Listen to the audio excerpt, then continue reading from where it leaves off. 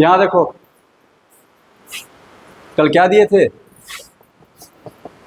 1 + tan 1 degree, 1 + tan 2 degree, 1 + tan 45 था। तो उससे पहले एक और टर्म लिख देते हैं, यही ना था। ठीक है, 2D बना रहे हो संस्कार। पहला क्वेश्चन बन गया था, क्या था क्वेश्चन था, if a + b = π/4 then prove that 1 + tan a into 1 plus है ना, ये बना लिए थे। कुछ नहीं करना था, दोनों तरफ tan लगा देना था, ये 1 हो जाएगा।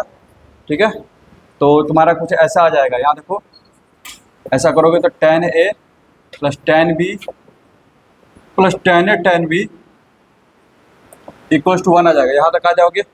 फैक्टराइज करना है इसको, क्या लाना है, 1 + tan a × 1 + tan b। जब इसमें tan लगाओगे तो यहाँ तक पहुँच जाओगे, दोनों तरफ 1 जोड़ दो, फैक्टराइज हो गया। 1 + tan a, यहाँ से क्या हो गया, tan b कॉमन, तो 1 + tan a = 2, 1 + tan a आ गया, और यहाँ पर हो गया 1 + tan b = 2।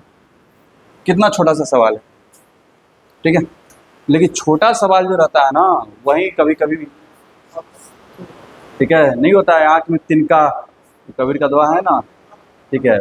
तो आँख में कभी सुने हो कि आँख में पत्थर चला गया तो बहुत तकलीफ हो रहा है, तिनका उनका चला जाता है, ये वही तिनका था, ये वही तिनका था। इधर देखो, तुम्हारा चला गया क्या जी, इधर देखो,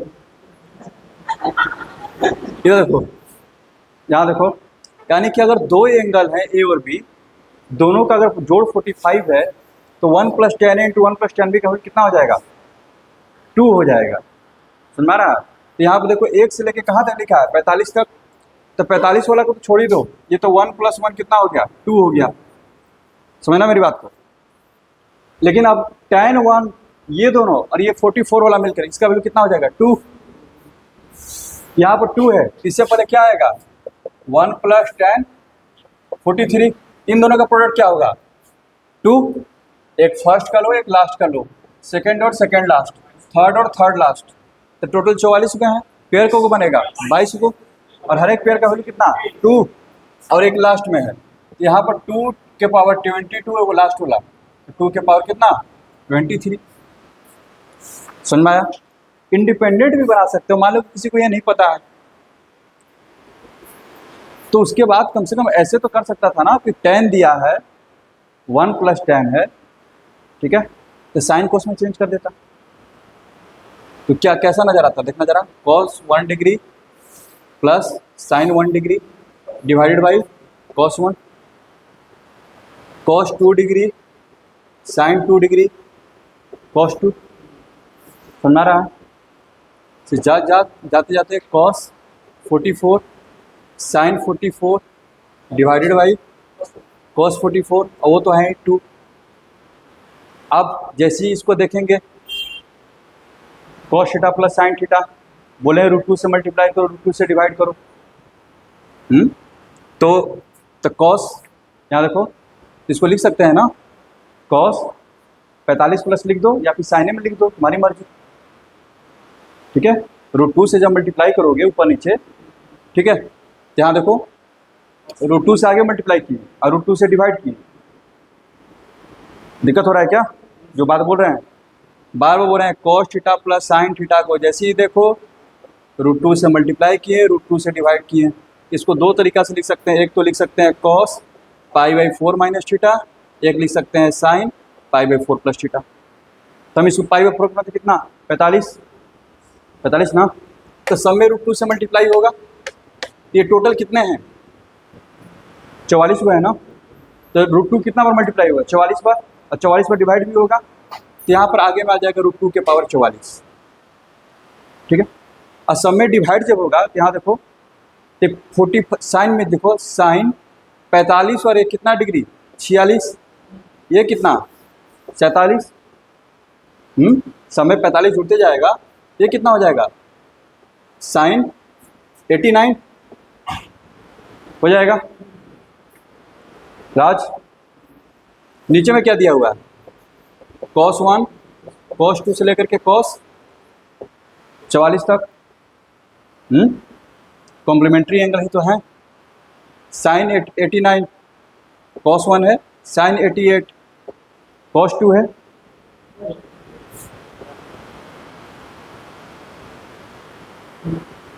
ऊपर में भी cos 1 cos 2, देखो पहले से इधर से 2 है तो √2 के पावर 44, 2 के पावर 22, कुछ तो करता है इसमें, कम से कम इधर उधर से अप्रोच लगाता। हाँ चलो ये ठीक है, आगे बढ़े। तो और तो बुक में तो अभी डाउट नहीं है, बुक में डाउट नहीं है तो थोड़ा इसमें से कुछ क्वेश्चन करते हैं। चलो इधर देखना, क्लियर है ये?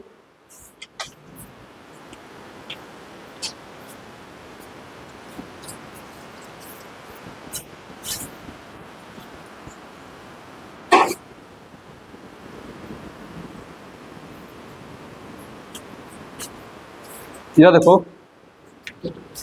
क्वेश्चन है,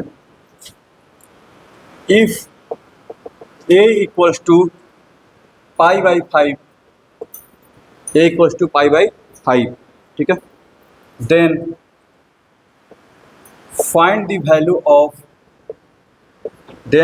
value of sigma r equals to 1 से लेकर के 8 10 RA into 10 R plus 1A। इसका मतलब समझ में आ रहा है ना? ठीक है, यानी कि इसका मतलब है कि R का वैल्यू 1 रखेंगे, यहाँ देखो 10A इंटू 10 2A, फिर 2 रखेंगे तो 10 2A इंटू 10 3A, सब जोड़ में जाएगा। इसका मतलब ये है, लिख देते हैं नहीं तो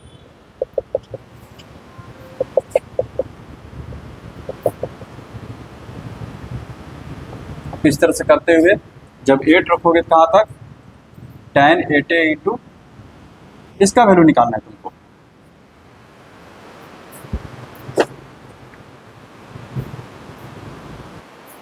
कल भी क्वेश्चन करवाए थे। एक्चुअली में जब भी तुम कहीं पर भी सीरीज का क्वेश्चन देखो ना, खास करके ट्रिग्नोमेट्री में तो 99%, ट्रिग्नोमेट्री में 99%, इनको प्रोडक्ट में रहेगा, इस तरह से तोड़ना रहेगा वो टेलीस्कोपिंग सम मिल जाए। टेलीस्कोपिंग सम क्या होता है जरा देखना, कि एग्जांपल देते हैं, ठीक है, शायद 9 में करवाए भी होंगे, जरा देखना जरा, बेसिक क्वेश्चन। मान लो कि ऐसा है,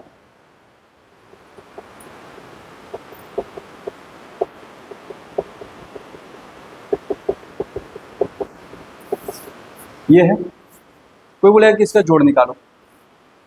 एक तो है कि बैठ करके तुम एलसीएम ले रहे हो, ठीक है, थोड़ा दिमाग लगा।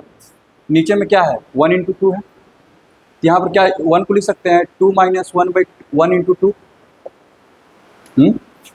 इस 1 को लिख सकते हैं 3 माइनस 2 बाई 2 इंटू 3, इसको क्या लिख सकते हैं 4 माइनस 3 बाई 3 इंटू 4। उसी तरह से लास्ट वाले को क्या लिख सकते हैं 10 माइनस 9 बाई 10। अब इसको अलग अलग कर दो, जब अलग अलग करोगे 2 बाई 1 इंटू 2, तो 2 कटेगा, क्या बचेगा 1। जब इसको करो तो क्या आएगा 1 बाई 2, इसको करने पर 3 कटेगा 1 बाई 2 माइनस 1 बाई 3, देख रहे हो। फिर ये क्या होगा 1 बाई 4 कटेगा 3, इस तरह से करते करते ऐसे आ जाएगा। क्या खासियत है देखो, तो -2 तो +2, -3 तो +3, -4 तो यहाँ +4 आएगा, खत्म। +9 आया तो यहाँ -9 आएगा, खत्म। कौन बचा, फर्स्ट और लास्ट, बीच की सारी चीज़ें गायब हो गई, ठीक है। ये टेलीस्कोप का प्रॉपर्टीज है, बहुत दूर की चीज़ को क्या क्या करता है, बहुत पास दिखाता है वो, इसीलिए इसका नाम क्या पड़ा, टेलीस्कोपिंग सम। यानी कि बीच के जो भी टर्म है वो क्या हो गया, कैंसल। तो ट्रिग्नोमेट्री में जितने भी तुमको सीरीज आएंगे 99%, ठीक है, बाकी तो कुछ फॉर्मूला बेस्ड रहते हैं, लेकिन 99% जो देता है ऐसा ही कुछ करके देगा, ठीक है, कि जिसको आपको चेंज कर देना होगा इस तरह से, कहने का मतलब यहाँ पे देखो A1 minus A2, A2 minus A3, A3 minus A4, ऐसे करके, ताकि बीच वाले सब क्या हो जाए, कट जाए, फर्स्ट और लास्ट में बच जाए। तो कल भी एक ऐसा क्वेश्चन करवाए थे, क्वाड पर था वो, ठीक है।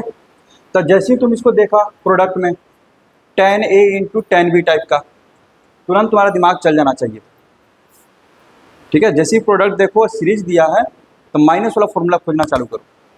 तो यहाँ पर तो A का यूज किया है, तुम फॉर्मूला लिखो tan x माइनस वाई।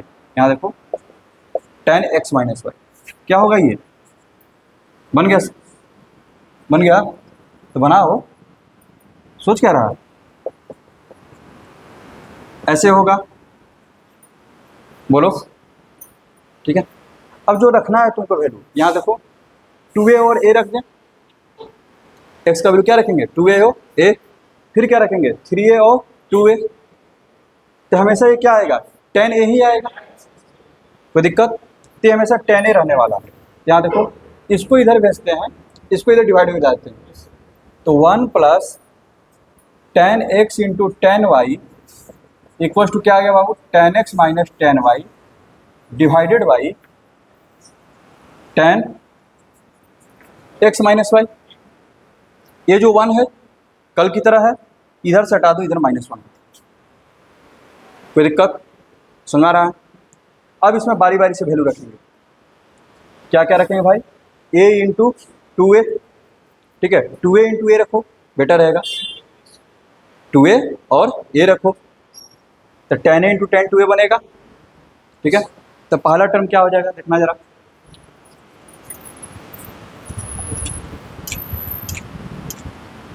देखो इधर tan a into tan 2a, देखना यहाँ पर आ गया tan 2a minus tan a, ठीक है, tan, ताकि यहाँ पॉजिटिव रहे, यानी कि x का वैल्यू हम रख रहे हैं 2a, एक मिनट, हाँ, x का वैल्यू हम रख रहे हैं 2a और y का वैल्यू रख रहे हैं a, ठीक है। तो नीचे में क्या हो जाएगा tan a -1, पहला बना, यहाँ पर फिर से रखोगे 2a इंटू tan 3a, यहाँ पर क्या आएगा, देखना इधर tan 3a minus tan 2a, Raj tan 2a minus tan a हो जाएगा, tan 2a minus tan a, इसको तो tan a लिखेगा, अब इसी में कन्फ्यूजन है, एंगल थोड़ा ना घटता है, 2a में से एक चला गया पागल की तरफ, -1 होगा, ठीक है। ये काम कहाँ तक जाएगा, 8 तक,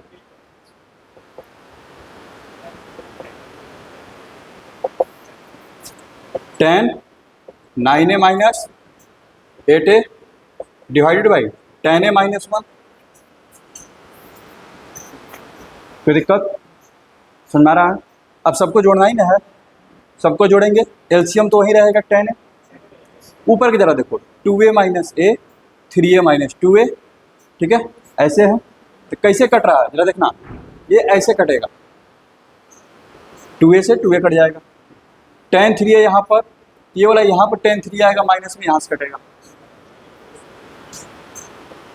tan 8a यहाँ पर आएगा, ये बच जाएगा, हमेशा फर्स्ट और लास्ट बचेंगे, चाहे ये आगे से इधर बचे, पीछे से यहाँ पर, नहीं तो यहाँ पर बचेगा तो यहाँ बचेगा, कोई दिक्कत। ये कितना आ गया जरा देखना, सोल्व होकर के tan 9a minus tan a,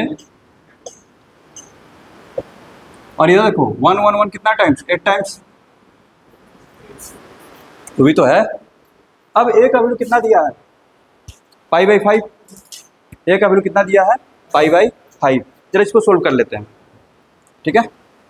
tan लिखना इधर 9 इंटू π/5, सुनना रहा, तो 9 को लिख सकते हैं ना, tan पाई माइनस π/5, फिर tan क्या हो गया 2π minus π/5, tan 2π minus theta minus tan theta,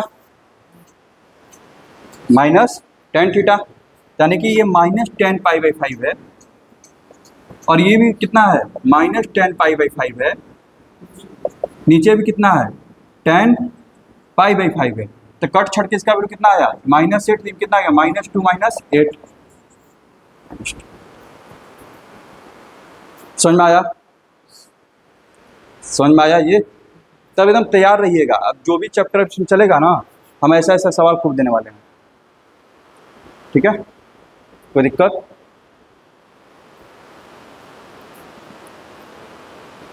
एक सवाल और हो जाए, ठीक है। क्या जी राज, सुन माया, यहाँ से जाते हो, जाने पर पहला काम क्या करो, बार बार बोल रहे हैं, जो क्लास में क्वेश्चन करवाते हैं उसको ले करके बैठो, खुद से करो, खुद से बन पा रहा है कि नहीं, ठीक है। जो यहाँ से करवाते हैं घर पे जाके करोगे उसमें 30 मिनट लगेगा, 30 मिनट सबसे पहले वो काम करो जो तुम सीख चुके हो, उसके बाद जो है जो होमवर्क दिया जाता है उसमें लगो। ये समझ में आया, इसमें कहीं पर कोई डाउट, ठीक है। जहाँ कहीं भी इस तरह का सीरीज आएगा ट्रिग्नोमेट्री में, ठीक है, बस फॉर्मूला दो ही रहेंगे, बाकी जितने भी क्वेश्चन रहेंगे सब इसी बेसिस पर रहेंगे। दो तरह के सीरीज फॉर्मूला वाले हैं, बस एपी वाला का बस फॉर्मूला है, ठीक है, सुन रहा, बाकी सब के सब यही काम होगा। आगे बढ़े,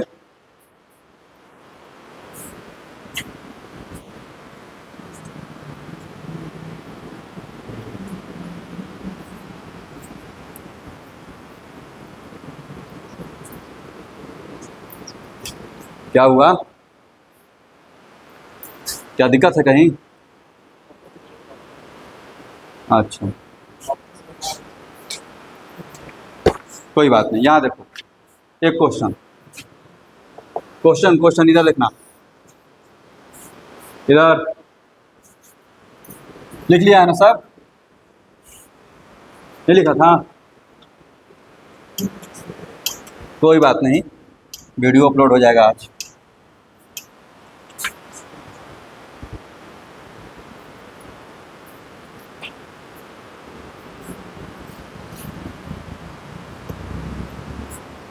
यहाँ देखना,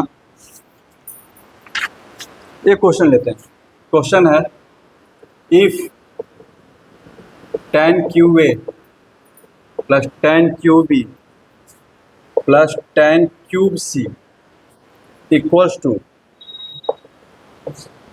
3 tan A into tan B into tan C, ठीक है, सुन में रहा, where A B C are angles of a triangle, then prove that a triangle ABC is equilateral। लग जा, देख करके कुछ लग रहा है, कुछ आ रहा है, इसको देख करके कुछ आ रहा है, आना चाहिए।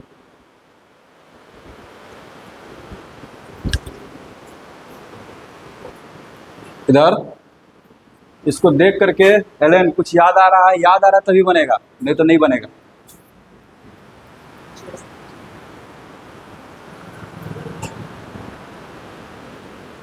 इसको अलजेब्रा की तरह सोचो, कुछ याद आ रहा है?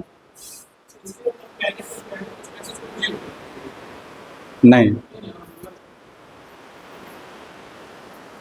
ये देखो, इसको अलजेब्रा की तरह देखो इसको जरा ध्यान से, क्या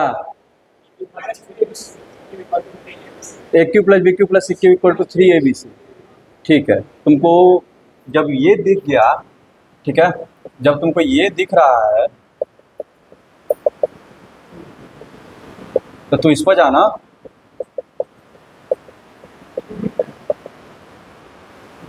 इसके बाद का क्या, इसके बाद तो बहुत कुछ हम करवाए हुए हैं, सारा चीज करवाया हुआ है यहाँ पर है।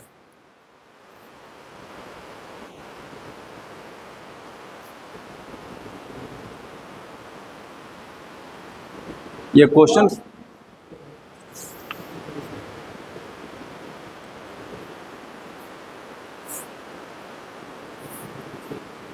जब फाउंडेशन पढ़ा रहे थे तो भी हम बताए थे कि इसको फैक्टराइज करोगे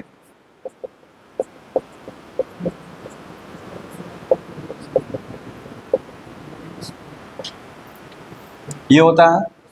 अब बोले थे कि इसका एक स्पेशल फॉर्म होता है,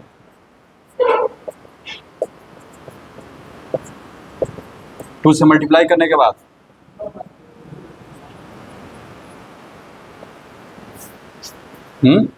टेंथ क्लास में नहीं पढ़ा है? टेंथ क्लास में भी क्वाड्रेटिक जब पढ़ाते हैं तो उसमें एक क्वेश्चन आता है, roots will be equal when x equal to y equal to z, a equal to b equal to c।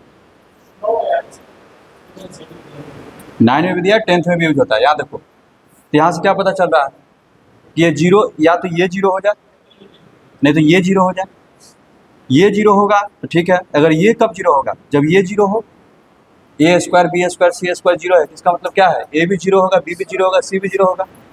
तो एक्स माइनस वाई का whole square equal to zero, यानी कि एक्स इक्वल टू वाई, यहाँ से Y equal to Z, यहाँ से Z equal to x, यानी कि x equal to y equal to z. तो यहाँ पर दो केस बना। यहाँ देखो, इसका मतलब है कि tan a plus tan b plus tan c equal to zero होगा, ठीक है।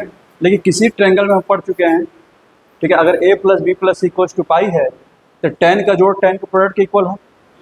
तो अगर ये जीरो है तो इसका मतलब क्या है? tan a into tan b into tan c क्या है? जीरो है। तो इसका मतलब कि कोई एक एंगल या तो 0 डिग्री है नहीं तो 180 है, तो कभी होगा नहीं ट्रायंगल में, यानी कि ये तुम्हारा कभी जीरो नहीं होगा। इसका जीरो होने का मतलब ये जीरो होना, इसका जीरो होने का मतलब किसी एक एंगल को 0 डिग्री होना पड़ेगा या फिर 180 डिग्री होना पड़ेगा, जो कि होगा नहीं। यानी कि tan a plus tan b plus tan c को जीरो नहीं होगा। फिर किसको, या फिर तब क्या हो जाएगा? tan a equals to tan b equals to क्या आ जाएगा? tan c। फिर तो इसी को नहीं जीरो होना पड़ेगा। tan a minus tan b का whole square, tan b minus tan c का whole square, tan c minus tan a का होल स्क्वायर, तो जीरो होना पड़ेगा। कोई दिक्कत?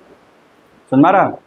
और ये जीरो होने का मतलब ये हो जाएगा x equal to y, y equal to z, z equal to x, यानी कि x equal to y equal to z, tan a equal to tan b equal to tan c, ठीक है। यानी कि अब ट्रायंगल है तो निश्चित तौर पर ये चीज़ तभी पॉसिबल है जब तीनों एंगल क्या है? एक्यूट होंगे। एक भी ऑब्ट्यूस हो गया तो उसका वैल्यू क्या हो जाएगा? निगेटिव। तो ये एक निगेटिव तो सब निगेटिव, तो सारे ऑब्ट्यूस संभव नहीं, सारे क्या होंगे? एक्यूट। और सारे एक्यूट यानी कि 0 से 90 के बीच में है, और tan है तो पक्का, तब एंगल को क्या होना पड़ेगा? इक्वल होना पड़ेगा, यानी कि ट्रायंगल क्या है? इक्विलेटरल। यानी कि ट्रायंगल क्या है? इक्विलेटरल। समझ में आया? बोलो राज, कहीं पर डाउट है तो? कहाँ पे डाउट है बोलो? ये वाला चीज कर लोगे, इसमें 1/2 करके 2 से मल्टीप्लाई करोगे, यहाँ देखना, तो 2x square 2y square 2z square minus 2xy ऐसे हो जाएगा। एक एक्स स्क्वायर लेना, एक y square minus 2xy, x minus y का होल स्क्वायर, एक वाई स्क्वायर, एक जेड स्क्वायर, एक minus 2iz, y minus z का होल स्क्वायर, एक जेड स्क्वायर, एक x square minus 2z, z minus x का होल स्क्वायर। तो ये जीरो होने का मतलब या तो ये जीरो होगा नहीं तो ये जीरो होगा, यानी कि x plus y plus z zero होगा नहीं तो ये जीरो होगा। इसका जीरो होने का मतलब है कि x equal to y equal to z. यानी कि अगर ये डाटा दिया हुआ है तो यहाँ से दो केस निकलता है, तो या तो x plus y plus z zero हो जाए, नहीं तो x equal to y equal to z, तभी ये पॉसिबल। बस समझ में आ रहा है? तभी ये पॉसिबल है। कोई दिक्कत? समझ में आ रहा है? तो यहाँ से क्या पता चला कि ये वाला तो होगा नहीं, क्योंकि x plus y plus z zero हो गया तो एक्स वाई जेड को भी जीरो होना पड़ेगा, क्योंकि ट्रायंगल में ऑलरेडी हम प्रूव कर चुके हैं। कोई दिक्कत? ठीक है। फिर तो ये तो संभव नहीं है, यानी कि फिर क्या होना पड़ेगा? tan a equals to tan b equals to tan c। समझ में आ रहा है? कोई दिक्कत? अब यहाँ पर हम बोल रहे हैं कि तीनों एंगल है, और ट्रायंगल है तो ट्रायंगल का कोई एंगल ऑब्ट्यूस भी हो सकता है, ठीक है। ऑब्ट्यूस का मतलब क्या? 90 से बड़ा 180 से छोटा। सेकंड क्वाड्रेंट, सेकंड में tan कैसा है? निगेटिव, यानी कि tan क्या हो गया? निगेटिव हो गया। अगर एक भी निगेटिव हो गया तो तीनों निगेटिव हो गया। तीनों निगेटिव का मतलब तीनों एंगल ऑब्ट्यूस हो गया, जो कि संभव नहीं है। पर सुन रहा है? यानी कि तीनों क्या होंगे? तब पॉजिटिव होंगे, यानी कि एक्यूट ट्रायंगल बन गया। इसका मतलब ये हो गया कि जब एक्यूट हो गया तो तीनों एंगल को क्या होना पड़ेगा? इक्वल ही होना पड़ेगा। क्या ऐसा पॉसिबल है क्या कि 0 से 90 के बीच में tan कुछ का वैल्यू कुछ और आ जाए, tan कुछ का वैल्यू कुछ और आ जाए? ऐसा तो संभव नहीं है। ठीक है, तो तीनों एंगल क्या होंगे? एक्यूट होंगे। आज तीनों क्या होंगे? इक्वल होंगे। जैसे ही तीनों एंगल इक्वल हुए तो ट्रायंगल क्या बन गया? इक्विलेटरल। समझ में आ गया? कोई दिक्कत? बना करके लाओ। ठीक है।